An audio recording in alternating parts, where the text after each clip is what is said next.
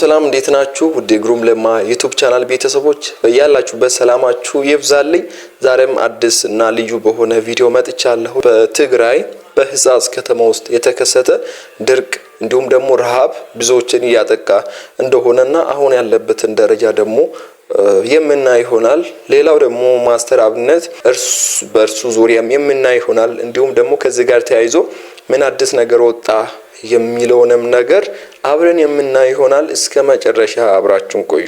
እንግዲህ ከአንድ ሳምንት በፊት መሰለኝ በትግራይ ክልል በህጻጽ ከተማ ውስጥ የተከሰተውን ድርቅ ካየን በኋላ ሁላችንም እንደደነገጥን፣ ይህንንም የሰሙ ደግሞ ቅን የሆኑ የኢትዮጵያ ልጆች በሶሻል ሚዲያ በቲክታክ ላይ ይሁን በተለያዩ ሶሻል ሚዲያዎች ላይ ቅን አስተዋጽኦ ያላቸው ወይም በጎ አስተዋጽኦ ያደረጉ ያሉ ኢንፍሉዌንሻል የሆኑ ወጣቶች እናት አባቶች እዛ ሄደው የተሳተፉ አይተናቸዋል። ደግሞም እዛ ያለውን ነገር ለህዝብ ያሳዩ፣ በዛውም ልክ ደግሞ ኢትዮጵያውያን እንዲረባረቡ ኢትዮጵያውያን ግልጽ መረጃ ይፈልጋሉ፣ ያለውን ሁኔታ በግልጽ መረዳት ይፈልጋሉ። ከዛ በኋላ ለመርዳት ወደ ኋላ የማይሉ ህዝቦች ናቸው። ከዚህም በፊት የተከሰተውን ድርቅ በቦረናም የተከሰተውን ድርቅ በዚህ መልኩ ተረባርበው አድርገውታል፣ አሳክተው እነዛ ህዝቦች ከረሃብ ከድርቅ እንዲወጡ ምክንያት ሆነዋል።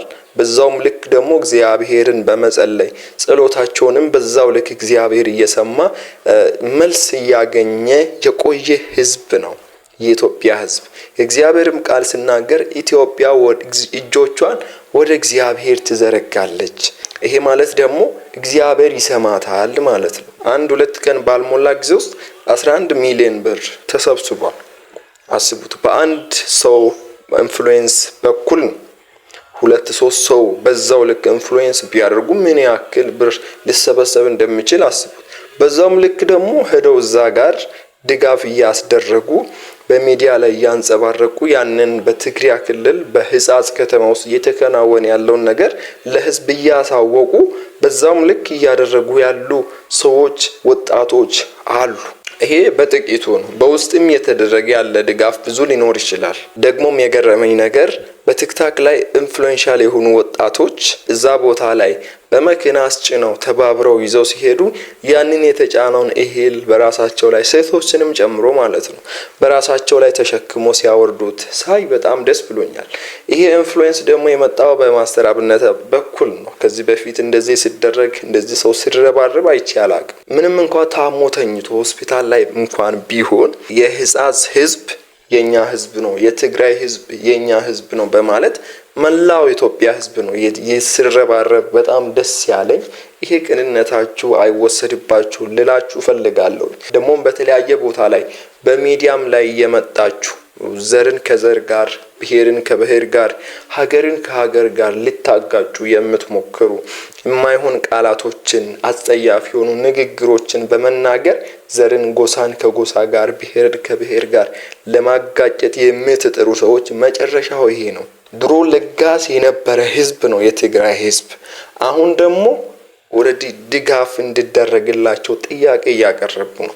ይህንን ያደረገው ሌላ አይደለም፣ ጦርነት ብቻ ነው። ይህንን ጦርነት ደግሞ ክሬት ያደረገው የትግራይ ህዝብ ሳይሆን 1-2 የተደራጀ ቡድን ብቻ ነው። ምንም በማያውቅ ህዝብ ላይ ያንን ዘመቻ አስከፍተው በዚህ ቦታ በዚህ ደረጃ ላይ እንዲገኝ ያደረገው የሶሻል ሚዲያ ተጽዕኖ ያለን ሰዎች፣ በጣም ትላልቅ ፎሎወር ያለን ሰዎች እንዲሁ ዝም ብለን የማይሆን ነገሮችን አንስራ።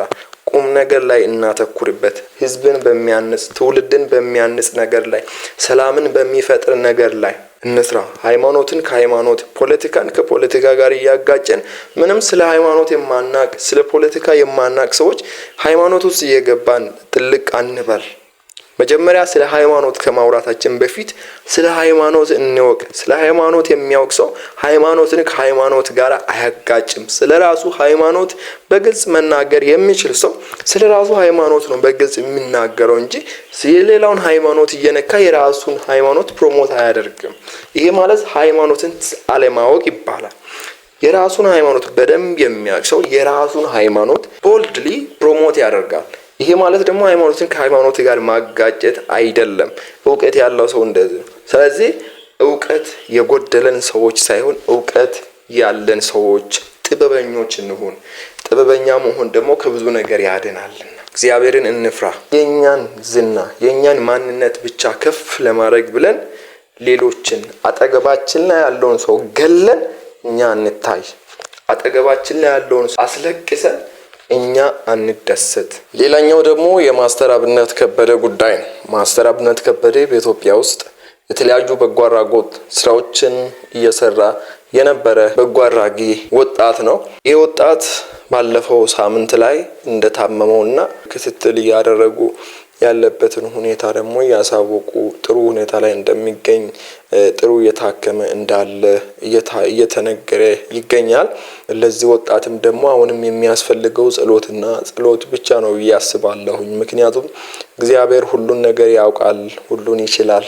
አንዳንድ ጊዜ ፈተናዎች አሉና እንደ ፈተናም የመጣ በሽታ ሊሆን ይችላል። ራሱንም ለማጠንከር ከዚህም በላይ ደግሞ ሞር እግዚአብሔር እንዲያገለግለው ስለሚፈልግ እግዚአብሔር በዛ መልኩ የሚወደውን ይፈትናል እንደሚል ቃሉ እየፈተነው ያለ ሊሆን ስለሚችል ማለት ነው። ያንን ሁሉ የምናውቀው በጸሎት ውስጥ ነው። እግዚአብሔር በዛ ውስጥ ብዙ መልስ አለው፣ በጸሎት ውስጥ ብዙ መልስ አለውና ደግሞም ደስ የሚለው ነገር ይህንን ጥሪ ተቀብሎ ሁሉም ኢትዮጵያውያን የተረባረበ ይገኛል።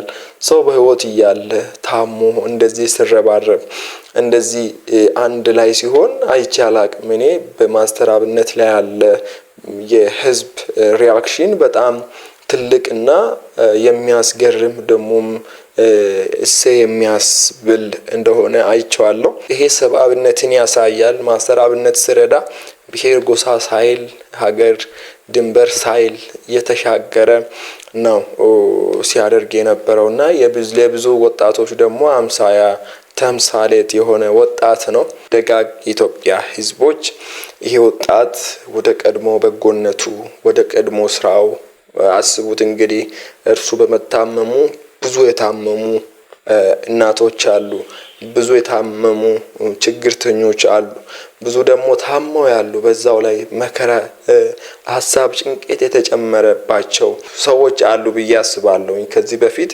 በማስተር አብነት በኩል የሚረዱ የሚደገፉ ሰዎችና ለነዛም ሰዎች ደግሞ ወጥቶ እንዲደርስላቸው እንጸልይለት እያልኩኝ መልእክቴን ለማስተላለፍ እፈልጋለሁኝ። እስከ መጨረሻ አብራችሁን ስለቆያችሁ በጣም አመሰግናለሁ። በቀጣይ ደግሞ በሌላ ቪዲዮ እስከሚመጣ ደህና ሁኑልኝ። ቻው ቻው።